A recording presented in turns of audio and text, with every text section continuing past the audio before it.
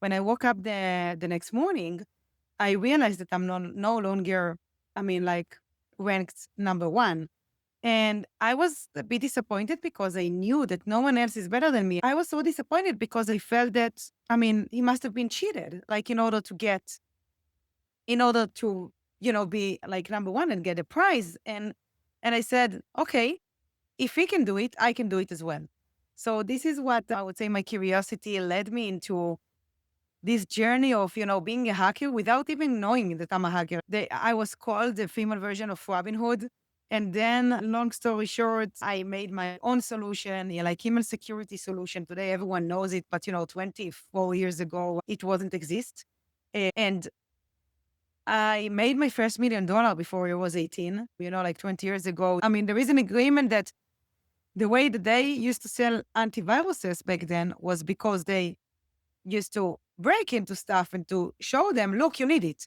So I just showed them how easy it is to break into their network. And then they just took our solution. They didn't believe me. I came with kind of a garbage bag, like a big one. People thought that I have, like a body or something inside. And all I had is like, bills, like, and people thought that I robbed the bank and something like, but I didn't really break just to break. I break into them to understand that they need to buy the solution.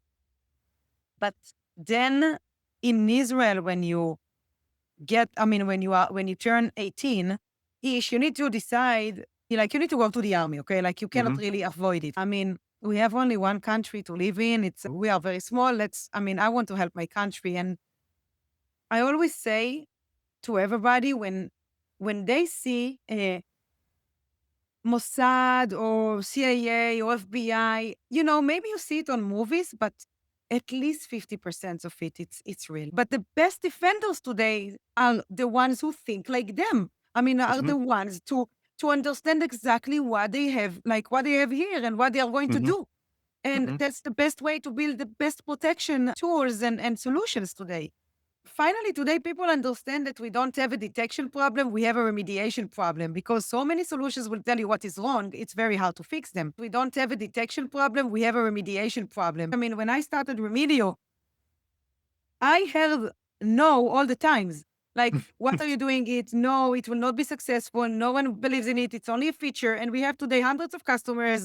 We became like last year, even double digit ARR. People love us.